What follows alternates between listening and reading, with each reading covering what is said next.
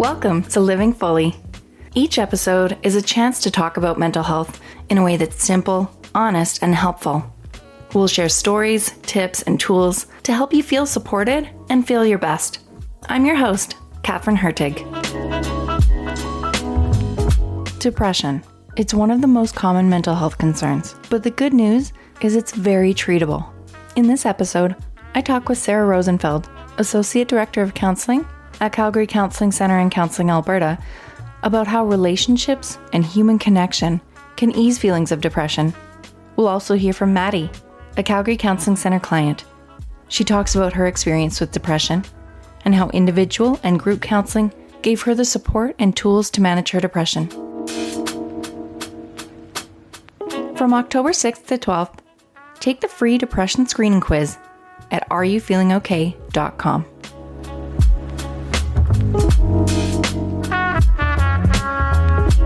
Sarah Rosenfeld, welcome back. Thanks. Nice to be here. I always love our conversations. Me too. So it is National Depression Screening Day this week. And, we're talking about a bunch of different aspects of depression in a few of our episodes. And today we're going to get into how important it is to stay social and to be around people and to not isolate when you're feeling low, when you're feeling depressed. So yeah, I am excited to talk to you about this. What is it about social connection that's so important for someone dealing with depression?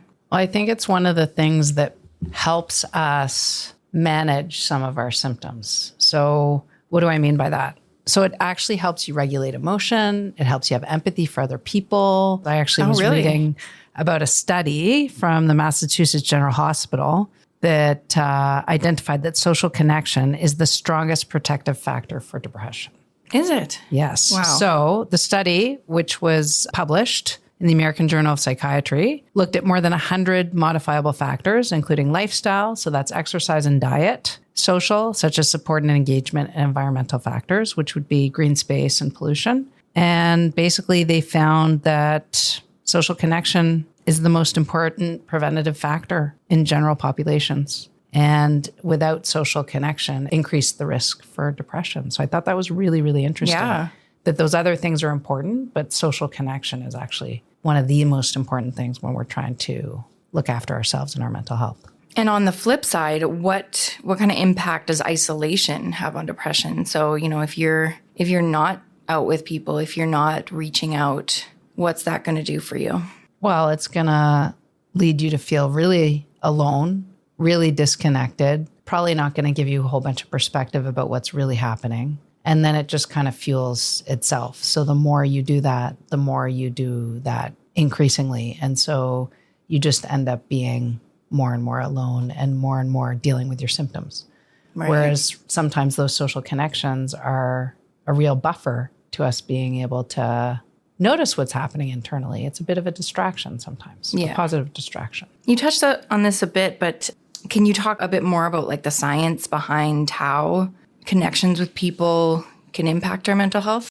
Sure. When you're social connections, the opposite of that would be social isolation. Yeah. Right? Basically, those people, as I said earlier, have limited interactions with others on a day-to-day basis. And the potential effects of that, right, when we look at how that impacts people, it leads to depression, poor sleep quality, accelerated decline in your cognitive abilities because you're not actually interacting and responding to other people. So then you're getting less stimulus, less ability to problem solve, decision make, all of those kinds of things. Wow. Executive functioning, so that ability to make decisions, to be, right, that air traffic control. When there's lots of stimulus happening, you're training yourself about how to navigate. If that person's coming towards you, how do you engage them or how do you decide you want to move in a different direction? All of that functioning. When you're in isolation, you're not doing any of that. And how do you learn how to connect with people on a deeper level if you don't even know how to connect with them on a basic level? One of the things that's really important is just practicing those day-to-day connections so that you can also figure out how to have deeper connection with other people and engagement. So by isolating, you're not doing any of those things. Yeah. And that's it's a bit of a part of depression, hey, is, you're feeling so low that you don't want to be around other people. So exactly. I think one of the things for people to understand is that even when they're feeling that way, they always have options. For instance, you can say to somebody that reaches out to you, yeah, I want to see you, but could you come to my house and have pizza instead of us going out? Like, I think a lot of the time people feel like it's an all or nothing proposition. Yeah, I was just going to say, yeah.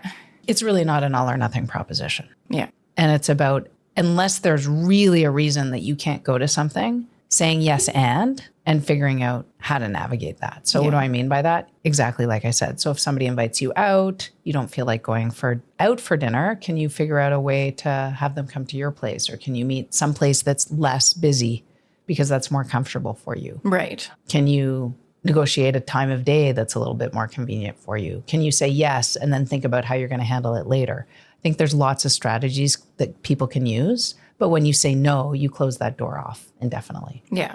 So the people around you, your friends, family, coworkers, whatever, what would they see if you are struggling with depression? Like, what would someone notice about someone's behavior, attitude, things that they're saying? What would they pick up on that might make them think, okay, something's up? Irritability, frustration. So they get easily frustrated by things, cynical, like, why does it matter? Why, if I put any effort into this, will it make a difference? Socially withdrawn is what we've been talking a lot about. Yeah. So they're not connecting. They're not coming up and having meals. They're not taking phone calls. They're not responding to people that reach out to them. I think the other thing is just how are they connecting with the things that they are doing? Did they used to be somebody that was really excited about things and now they're just, whatever. Yeah. It's just something I got to do. Like watching the language that people are using and how they're talking about things, even if they're difficult. Are they saying, yeah, this is a difficult time I'm going through, but I've got these things that I'm looking forward to? Is the glass half empty all the time and nothing is sort of exciting them or nothing they're looking forward to?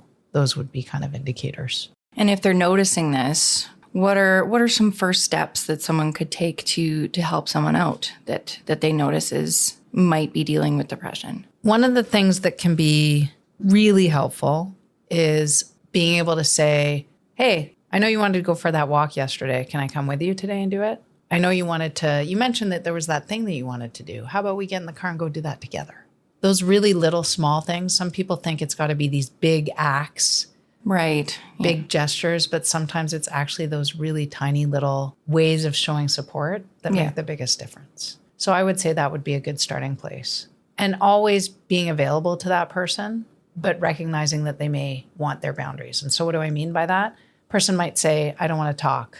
And you can say, okay, doesn't sound like talking today is what you want to do, but how about I check in a couple of days and just see where we're at? Yeah. So it's being able to come back and revisit that conversation, which does take some resilience and persistence, but someday there might be somebody on the other end saying, yeah, let's have that conversation today. Yeah. So respecting the boundary, but also there's a bit of insistence. Like you might be pushing away a little bit, but I am here and I'm going to stay here. Yeah. I'm not going anywhere because they might not be doing all that well. So it's like, okay, you're struggling right now. I'm doing okay right now, but we're okay. You want to send the message that even though there are struggles, we're okay. And you want to be doing things to recognize and help them know we're kind of doing this together. Yeah. This topic, I mean, it's something that I can very much relate to. When I was going through depression, I just felt like such a burden.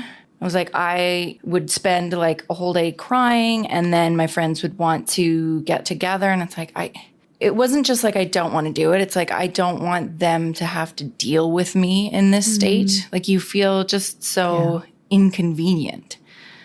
So, I mean, if someone's in that state of mind, how do you motivate yourself to get out there anyway and be with people, and how can the people around them kind of remind them that they aren't a burden? Yeah, that's a really tough one. And thanks for sharing that. I think you're right. I think people do feel like they've got to be positive and upbeat, and otherwise they're not going to be any fun to be around. Yeah. So I think there's a couple things that people can do. I think it's reminding ourselves that even though we may not feel like we're enjoyable to be around, maybe people still really enjoy our company, because there's got to be moments where you're able to have somebody smile, or maybe they just actually enjoy just sitting with you and being there. So it's not always that you've got to be the life of the party and super excited and all of that. I think it's about recognizing that relationships have give and take in them. They're like elastic bands. And I think sometimes when people get depression, they think they're more like a piece of spaghetti where there's tension and it breaks. Yeah. An elastic band relationship is one where you're having a rough time. And so I'm going to kind of pick up the slack and do a little bit more here because I know there's going to be time when you're going to bounce back and do that for me. So I think it's about being able to kind of have a metaphor of how you look at your relationships and see that there's a lot more elasticity in them than you think. Yeah. And I think there's that, what's the more clinical term for it? Like the cognitive distortions that are going on when you're depressed. It's like, I couldn't, like, if I turn it around, I wouldn't ever think if if one of my close friends was really sad, was going through a hard time, I wouldn't think they were a burden. But you think that about yourself. That's a really important thing that you've just identified there. If you were in that person's shoes, how would you be looking at it? You'd be saying, wow, they're going through a tough time. They probably need a little bit of extra help right now. Or I'm happy to make them a meal or make them feel good. You're right. You never look at it in the same way that the person internally is looking at it. And as you said, that's often what is one of the hallmarks of depression is those cognitive distortions. And so a distortion is really what it says. You look in the mirror, you see something that's actually not what's in the mirror. And then you believe what you see in the mirror. Right. One of the things is really helping people recognize they can do that through support from their family saying, hey, that's not how I see you. They can do it for themselves in terms of trying to figure out when they're having that thinking and what they're actually doing that's positive. Mm-hmm. And then there's always actually getting some more professional support around, okay, when do you identify that you're doing that? Is it mostly that you dismiss all the positive things that are going on in your life? Or do you become really all or nothing in your thinking? What are the hallmarks of what your particular style and flavor of depression looks like? Yeah. Because everybody's looks a little bit different. And then be able to target and tackle that specifically, but how you want to address it. So what can someone do if they feel like they want to withdraw, they don't have that motivation to be around people? How do they find that motivation, or what little things can they do to kind of maintain social connections when dealing with people feels overwhelming? So I think it's a little bit like exercise. It's the end of the day or it's the start of the morning. You don't really want to go. You end up putting your running shoes on and going for that walk, going for that run, going to the gym. You come back and you always feel better than you did when you woke up that day or decided to go at the end of the day. So it's that kind of thinking. Yeah, I know this is going to be difficult. I know it's going to be hard, but I always feel better after if I connect with my friends or I go and do that thing where I'm socializing and I take my mind off of the things that I'm worrying about. Yeah, remembering how you're going to feel. Yeah. Yeah, that resonates so much. I still get that sometimes. I just feel like staying home, vegging out in bed, but I know that it's important to go out with my friends, keep up those connections. And you're right. Like I feel, as they say, like my cup feels a lot fuller afterwards. So yeah, it's because it helps us to put things in perspective. Yeah. It helps us to get our mind off of things. It helps us to reduce those distortions, right? Because we're not in our own head. Mm-hmm. We're interacting with other people. And I think that's why social connection is so important. It allows us, especially for people that are more internal focused, to think of things outside themselves and then have different experiences and make different connections. And then, wow, looks a little different now than it did 3 hours ago. What would you say to someone who doesn't have a lot of close connections? Maybe they don't live near family, or they don't have a lot of close friends, or they've just moved, or, things like that. How do you push yourself to make new friends or even just find those connections throughout the day? I think it's about setting those little goals. Like if you're thinking you're in a new city, you've started a new job maybe, what are you going to do when you go into the office that day? Or how are you going to connect with somebody virtually and just reach out? It reminds me of my early days at Calgary Counselling Centre because we were remote within 3 weeks of me starting the new job. I remember that. Yeah. And so it was like, I don't have a community of support here. How am I going to create one? And little by little, I just reached out to people and tried to get to know them and started to build that community. But it didn't start as a huge, massive undertaking. It was, okay, each week, maybe let me reach out and meet somebody new. So I think it's got to be sometimes, right? You talked about those cognitive distortions. Sometimes that's the biggest challenge with depression, Right. is that you see the issue as being so big that you don't know how to break it down. Yeah, exactly. Right? So you saw that person 3 times now at the gym. Maybe ask for their number and you could kind of connect outside of the gym space, or just even saying hi to people when you're going about your regular day to day. When you go do your grocery shopping, strike up a conversation with the teller. Yeah. It doesn't have to be huge things. It's just that will help you feel more connected to the world and to people in your world. So Yeah, that human connection is so important. yeah, it is. Is there a point when pushing yourself to be social could be counterproductive? Like, how do you find that right balance? I think it's about not seeing socialization as all or nothing. Right. You want to have a principle that socializing a little bit is always better than not doing it at all. Again, kind of, it relates a lot back to exercise, because you hear that as well. Yeah, like a little bit is better than nothing. a little bit is better than nothing. And I think that's, but you also have to recognize that, right, if you've done a lot of really difficult things that week, maybe you go and you spend half the time that you thought you were going to do with people. And you give people a heads up about it and say, look, I'm happy to come out tonight, but just so you know, I think I can only stay for an hour. Is it still okay if I come? Yeah. And then you have boundaries around saying, okay, I've had my social connection and now I need to go home and decompress, because your batteries have been drained, right? Like, it's that social battery thing that I think a lot of people talk about with depression, right? Totally. Yeah. It's like they've run out of bars and they need to go home and plug in their charger so that they have more bars to do it the next day. So it's also kind of knowing what things deplete your bars of energy. Right. And do you have enough bars to do what it is that you need to do? And can you reduce the time that you've maybe allotted to do it? So it's kind of like what we talked about, the all or nothing mentality. You got to take the offer or not take it at all. How about you take it and modify it? Or how about you take it and then halfway through the evening, you say, thanks, this was lovely. I'm going to go home early. Yeah. I need to get an early night's sleep. So I think it's about like having that awareness of and also being able to give yourself options. I think so often people close doors when they're depressed. They think it's got to be everything or nothing at all. And it goes back to what we talked about. Sarah, what can someone do if their friends, family, whoever, they just don't understand what they're going through or aren't sure how to help them?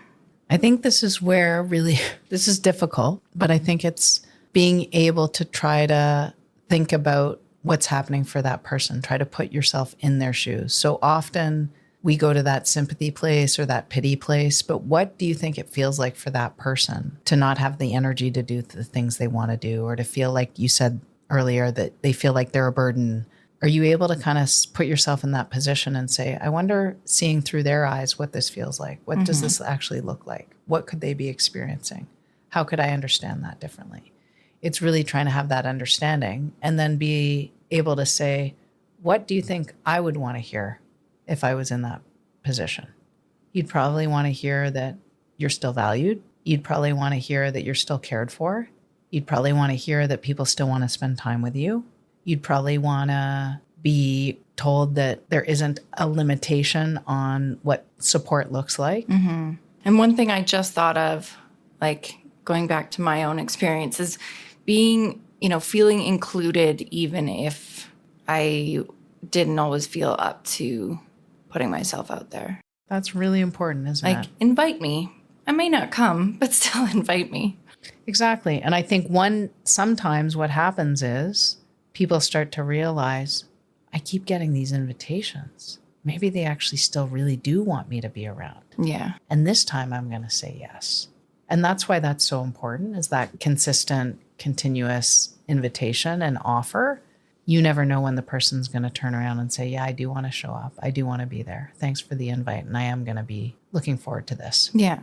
What do you think some small social activities could be that might feel manageable for someone who's struggling with depression? I think it's things like going for a walk, doing your coloring in your coloring book, if you have one, if you like to do that kind of thing. Something Maybe, creative? Yeah, maybe you do crochet or knitting or painting or writing. Why that's really helpful is that it's hard for your brain to focus on the other things that you're worried about when you're engaged in an activity like that. Oh, okay. So it really refocuses your attention. It's a form of distraction, but a healthy form of distraction. So anything that will consume your attention, energy, and focus, probably a pretty useful thing to be doing. And doing that with other people? Absolutely. Always fun to do things with others. So, Sarah, how can we set boundaries?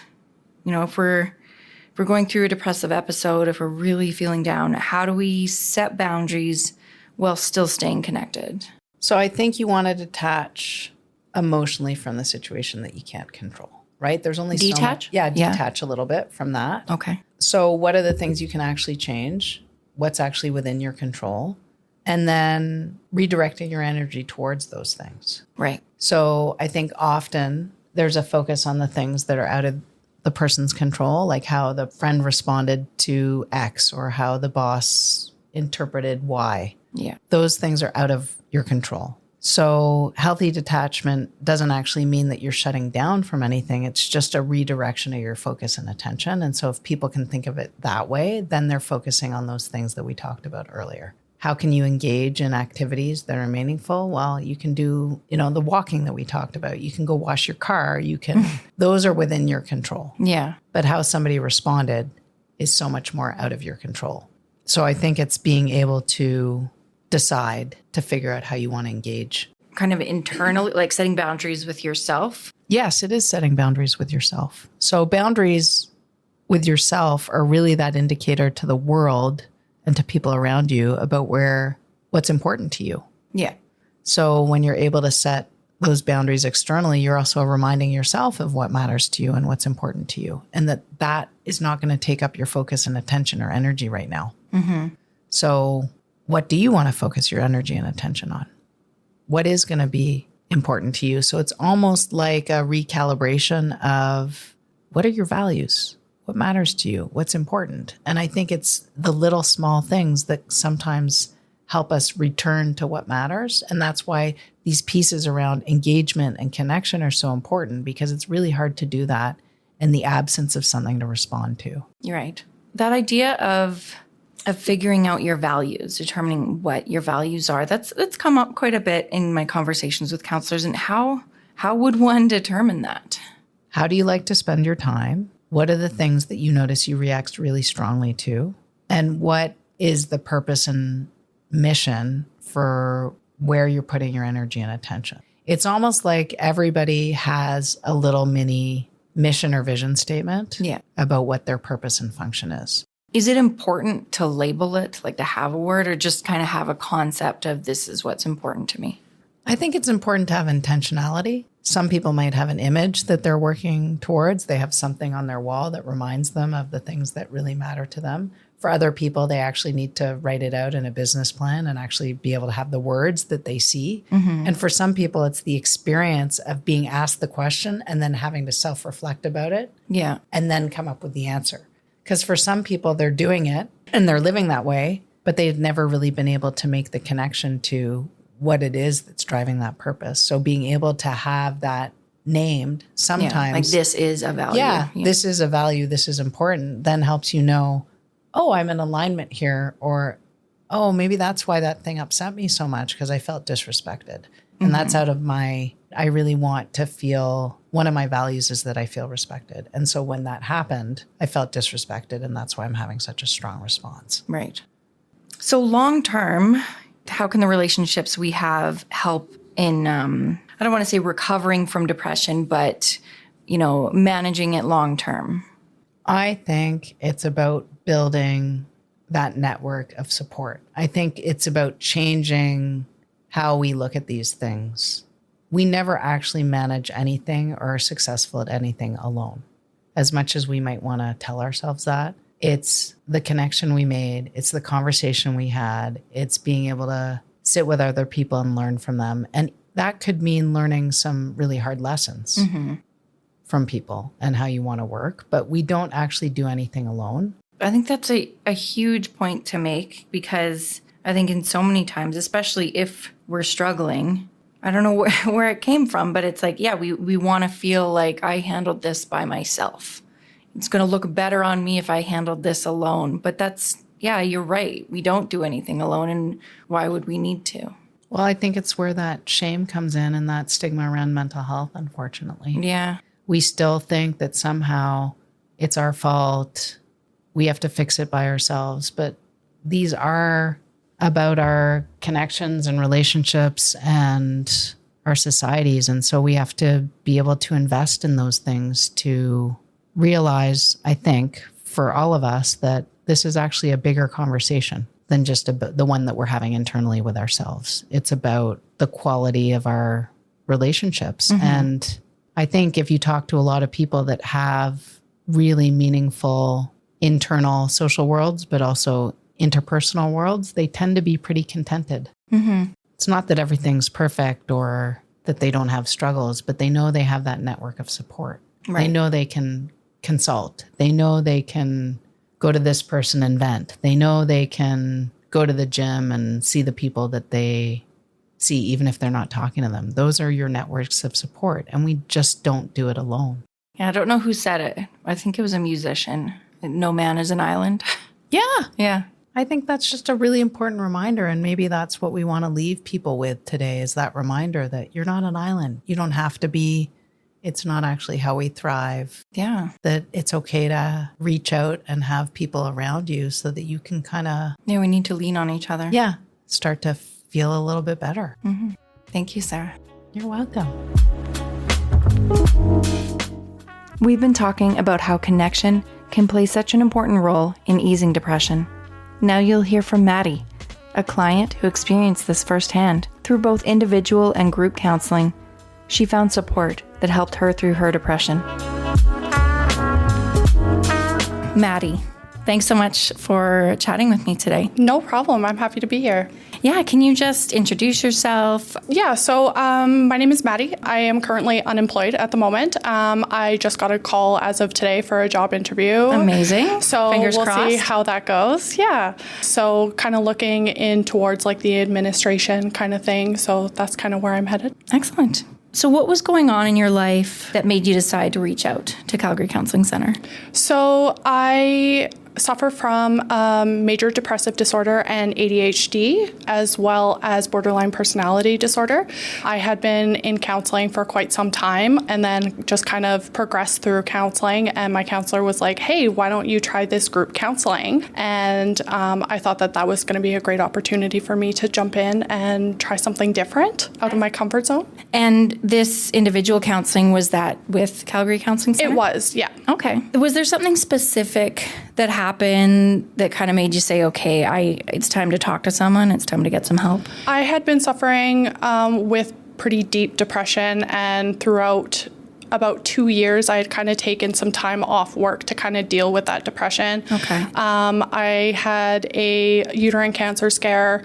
I also had some serious depression going on. So it was just kind of that point in time that I just kind of realized that I just needed help and I needed to reach out to somebody. And I was kind of going through a little bit of a breakup, and I was just kind of stuck because I wasn't happy at the job I was at and stuff either. Yeah. So I didn't know where to turn. That's a lot to deal with. Totally. Yeah. So walk me through a little bit about like before you reached out. So what kind of thoughts, feelings were you having? How was your depression kind of impacting your life? So my depression was kind of to the point where like I couldn't get out of bed. I couldn't do anything for myself. I wasn't taking care of myself. My anxiety was high to leave the house. It just kind of took over my life where like I couldn't do anything. And I was just suffering so badly, and I didn't really have a support network that I really could count on.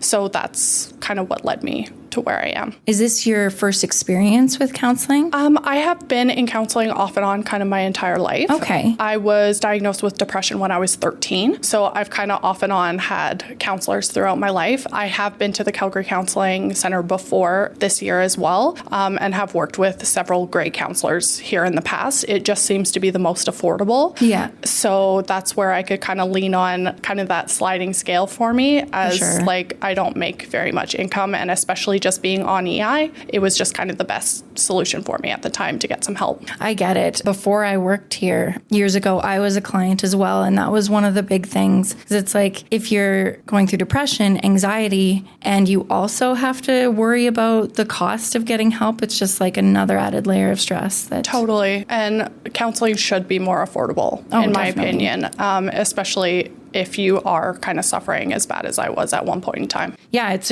a huge barrier for a lot of people. Yeah, it is, unfortunately. So you knew what to expect. You didn't have preconceived ideas about counseling? No, absolutely not. Just from experience in the past, I was more than happy and comfortable with potentially talking to somebody. And I just hit a wall, so I definitely knew that I needed to seek counseling as soon as possible. For sure. This time around, do you remember what your first session was like? In a group or one-on-one? Let's start with one-on-one. Yeah, so just because I've been to counseling before and I understand how it goes, I was pretty open kind of from the get-go. So I just felt comfortable enough to be able to open up and get to the bottom of what I needed to get to. Did anything surprise you about the counseling process here? No, honestly, I felt like it was pretty smooth, especially when I filled out the form online right away. Within 24 to 48 hours, somebody had reached out to me. Amazing. And the only thing that I guess was kind of the downfall was at first I was working and then I got laid off of my job. So I had to switch counselors because the counselor just didn't have the available times that I did, as she was more evenings and weekends, which is what I had preferred when I was working. But when I switched to being off work, I was able to find a counselor that kind of did some more of during the day counseling activities. Right. So what kinds of things were you and your counselor working on? What kinds of tools or strategies or? I think that one's kind of a hard one for me because there was just so much information that was given to me kind of all the time. She had given me some reference books. There is a book that she gave me that is dealing with borderline personality disorder. And so different triggers, you could just flip it to the page of different triggers for that day. And you could read about how you could deal with the trigger that day. Because if there was a day that I didn't have counseling and maybe I was struggling with getting out of bed that day, I could look into my book and kind of figure out on my own what I could do for that day. Perfect. So yeah. I feel like that was the biggest tool that she kind of gave me, where I could just kind of roll over in bed, flip open my book and kind of figure out how to deal with it for that day. Yeah, because that's the big thing, right? You can talk things out in counseling, but you need resources to be able to manage on the days on your own, Totally. Yeah. And I think that was also another reason why she had suggested the group counseling for me as well, just to be able to open up that support network and different people that are going through the same thing. So I wasn't feeling like I was alone. Yeah, let's talk about group. What was the name of it, of the group? Take Charge of Your Life. And how did you find that? What was helpful? Honestly, it was just being in that group environment and just being with a bunch of other people that were so vulnerable and willing to get down to the root of their issues and be able to discuss. And I really connected with a lot of other people that are kind of going through the same thing or have some of the same issues. Borderline personality disorder is also related to attachment issues. So was definitely able to talk to some other people that maybe had those attachment issues as well. It was really easy for me to divulge and relate to other people. The counselors, for the most part, would create the framework of what we needed to talk about during that counseling session. But kind of when we broke out into groups, we were able to really talk and relate and have those one-on-one discussions with other people. Yeah. So that was probably the most helpful.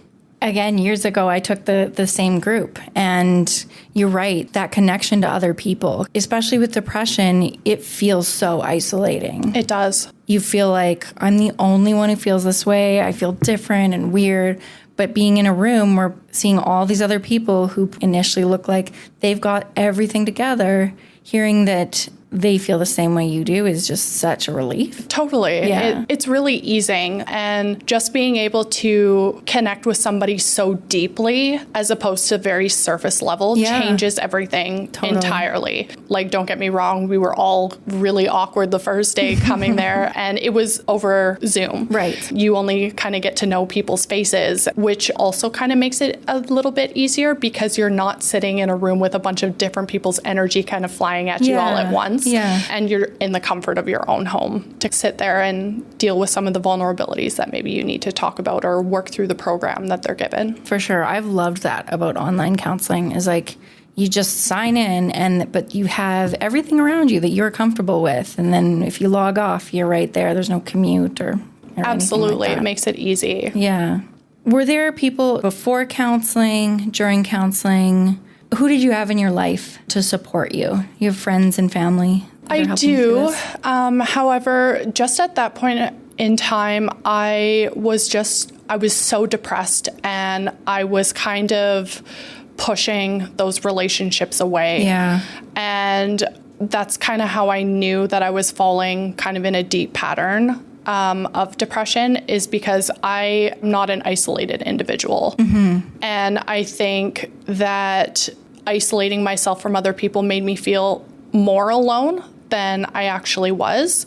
I do have like my mom and a few friends that I can lean on more so now, but that was just kind of going through my journey and realizing that I can feel love and accepted by other people. And that was a big one for me. So the support network just kind of grew once I kind of realized that I could feel love from other people. It's a tough thing because it's not intentional, but you do just kind of distance yourself from people. I know for me, I felt like such a burden. I was like, no, nobody wants to be around someone who's this sad. So I'm just not going to try. And that was entirely how I felt. Like, I didn't want to burden other people's lives with what I was going through. Yeah. It was just that isolating feeling that like nobody can completely, entirely understand. Yeah.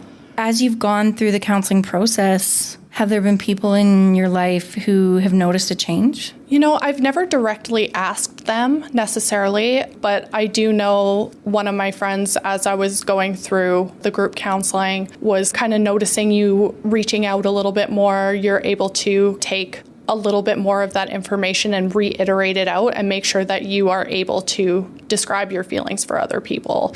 And I feel like that is such an important thing in healing, and just being able to show that appreciation to somebody else, because you may feel the love from somebody else, but sometimes it's really hard to reciprocate that love.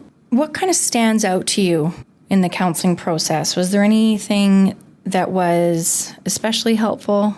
That's a good question. I know you did mention that book, but were there any like tools or things that you kind of incorporated into your life that have helped you? I think a lot of it was definitely using my support system. Also just taking like small tools that I've learned. When my anxiety gets high, start with the 5 senses, naming those things. Just being able to kind of remember to give myself grace for only doing one productive thing. Even if I don't do anything else all day long, at least if I do a dish out of the dishes, that's one success. And it doesn't necessarily have to be consistent progression of getting everything done all at once. Just those small increment changes could make a huge difference, because I was stuck with my motivation for so long, especially kind of being bedridden within my depression, and just having that huge, heavy feeling on my shoulders all the time, and just not really knowing where to put those emotions, and also just getting down on myself all the time for not being completely successful in the progress that I wanted to make. It was just that, honestly, her telling me like 1% better every day was enough for me to kind of get to the point. Yeah, I think, especially now, there's just so much pressure to be better, to be successful, to be productive, and that can really weigh on you. Absolutely. But yeah, like even little steps, like you said, one dish. It just kind of adds up on top of each other. And then, does that make sense? Yeah, it totally does. Yeah. And I know that it seems silly and cliche, but just those small moments and being appreciative and being able to just check one thing off of a list a day was enough to just like ease that stress, just even a little bit. Yeah, but like, what's that saying? Like, action inspires more action, something like that. You know, like if you just do that one thing, then it motivates you to do something else. Yeah, and it definitely can because it kind of dominoes through. Yeah. So looking back, are there things that you can handle now that felt impossible before? I have been on medication for quite a few years. My depression kind of started when I had postpartum depression after having my daughter, and it's just kind of gone on and on and on, and it's never really ended. Just as of recently, I'm starting to lower my medication, so I feel like that's huge progress in kind of that depression journey. I definitely also used to get really high strung about the small things, especially things that I couldn't control. And now that I've kind of realized what my circle of control is and what's outside of that circle, and being identified kind of what's outside of that circle, has really been able to realize that maybe I can't control how this person is going to react, but I can control how I'm going to react, and I can kind of rein that in and be able to communicate that, as opposed to I used to get in a lot of arguments with people because I couldn't necessarily hold my emotions properly in the way that I wanted to. And once I kind of realized that my emotions were in my control and I can't necessarily control the other person's emotions. Which is the hardest thing.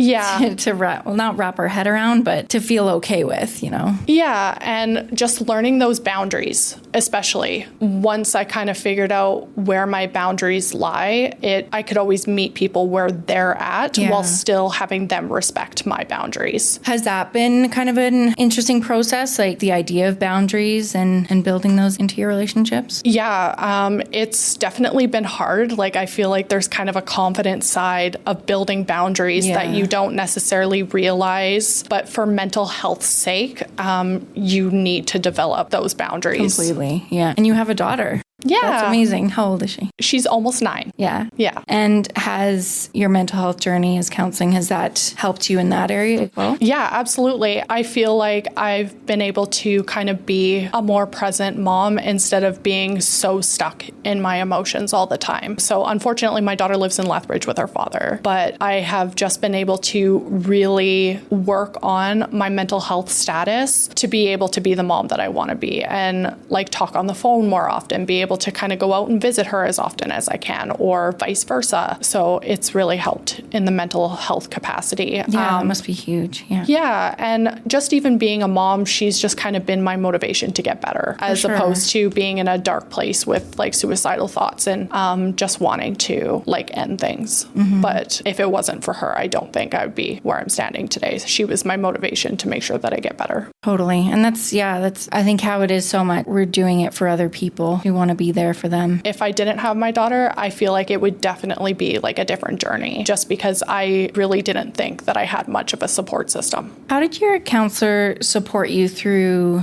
like the tough moments? I'm sure not every week was progressively amazing as you came in. It was definitely a hard road. There were many tears cried in sessions, but I always felt this kind of mom energy from her, as I know that she had kids of her own. So once she kind of saw me like starting to break down, she was like, it's okay, have that moment and really like sit in that moment and how you feel, and then we can talk about it.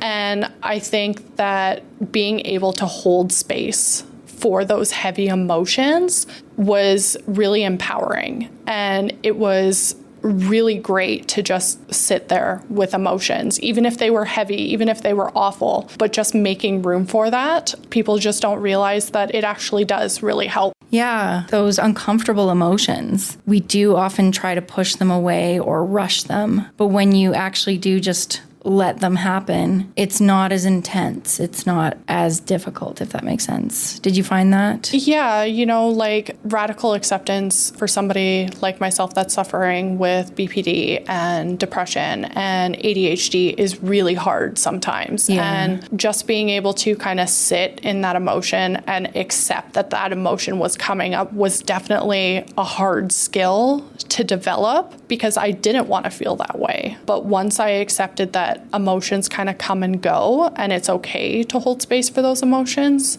I was able to allow the acceptance to come in as well. Mm-hmm. How would you describe the version of yourself that has come out of counseling? I definitely still think that I have a lot of work to do. I'm definitely not healed by any means, but I have been able to develop different coping skills. I've also been able to figure out that I can lean on my support system and that they're going to be there for me no matter what. And that was a huge realization for me because I always was able to show love for other people, but I was never able to feel the love back from them. And I think that alone just kind of skyrocketed and motivated the feeling of kind of feeling better as to where I was standing before to kind of where I am now. Yeah, we need other people. We're not alone in this for sure. Yeah, we're super social, so we do need social contact. How do you feel now compared to when you started counseling? I feel lighter. I know that seems a little weird, but no, not at all. I feel like I am able to think. I am able to not have so much brain fog. I have different coping skills to kind of work through things. Emotions aren't quite as heavy as they used to be. I'm not triggered as often. It's exciting when you notice those things, hey? It's very exciting, especially being on meds for like the last 9 years to be able to say that like I'm tapering off some medication because the medication was actually making my emotions worse than it was making them better, I think is just a huge success because I'm a very sensitive person. So not saying that I don't cry now, everybody cries. Oh, yeah. But it's just different because I'm not so overwhelmed by sadness all the time. Yeah. And it definitely comes in spurts, like not every day is easy, but it's manageable, which